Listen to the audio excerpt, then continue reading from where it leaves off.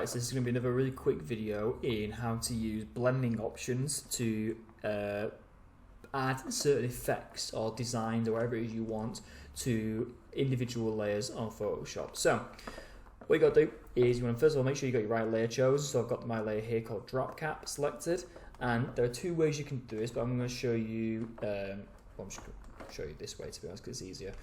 You're going to right click on the layer and you're going to go to blending options at the top there. Alright, alternative if you want to, you can click on FX and it brings up the options here, but just for ease I'm going to go to this one. I'm going to blending options, and you can see here you've got all these different options here of different effects that you can add to your layers. So you've got things like drop shadow, which, believe it or not, adds a shadow to your layer like that. You can change all the settings you want here, so you can change the distance, you can change the spread, the size, etc, etc. You can change the opacity if you want to. You've got all these different options on here that you can use, and again, whichever ones you want to use will depend on what it is you're making, what layer it is you're using, what effect you're trying to go for. One thing that does always confuse people a little bit is for you to find all these different options here, you've got to click on the actual word itself. So let's say I want to add a stroke to my image. I've got to click on the actual word stroke there, so you can see the effect that it has, and then you can get all your options here that you can use. Again, there's a few that are a little bit interesting. So bevel and emboss is quite good. That can make something look a little bit 3D in a way. You can't really tell too much because of the pattern. You've got a stroke, which adds a colour around the outside. You've got inner shadows, which is obviously a shadow on the inside of the image if you want to. You can't really see it on there because of the pattern on there. But there's a lot of these will depend on what sort of effect it is you want to go for.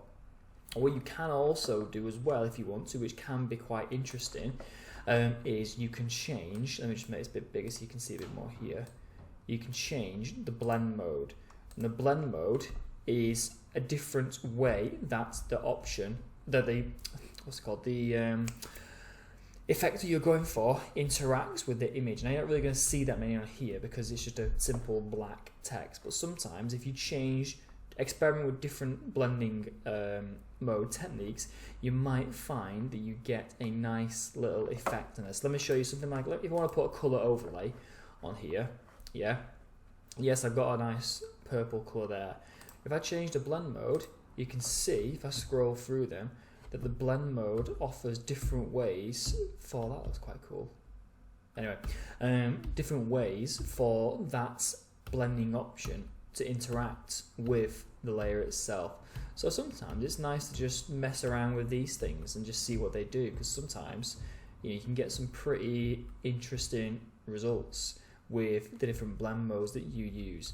But obviously that will only work well with certain certain options that you choose, and it's all quite specific to whatever it is whatever your layer is you're working on, but also what options you're choosing as well. So blending options, really easy. To get all those options up again, right click and go to blending options. Then you've got all these different options here you can use, and then to get the further options and further settings, click on the actual word itself, and that way you'll get all of these options here. If you want to add more blending options, let's say you want 2 drop shadows on there, you can click on the plus and it will give you an option to have a second one on there if you wanted that. I don't know why you would, but you never know. So these pluses here will duplicate this blending option, so you can do multiple options. So if I want 2 strokes, again, don't know why I might want 2 strokes, maybe I want one red, can't really see it, but never mind. Oh, there you go, you can sort of see it. There you go, you see you can get like a double stroke effect there if you wanted to have that. That might actually be sort of useful, maybe not a colour though. Anyway, you get the idea. So these are all sorts of things here you can play around with a blending option. Now in the past, on the actual brief itself, the exam paper has said that you need to show use of blending options. So if that's the case, that is what it means. Pretty simple one, that one, so I don't need to spend too much time explaining those things. Interface, something we've used a fair few times itself anyway. So that's pretty much it. Any questions, give me a shout. Other than that, I'll catch you next time. TRC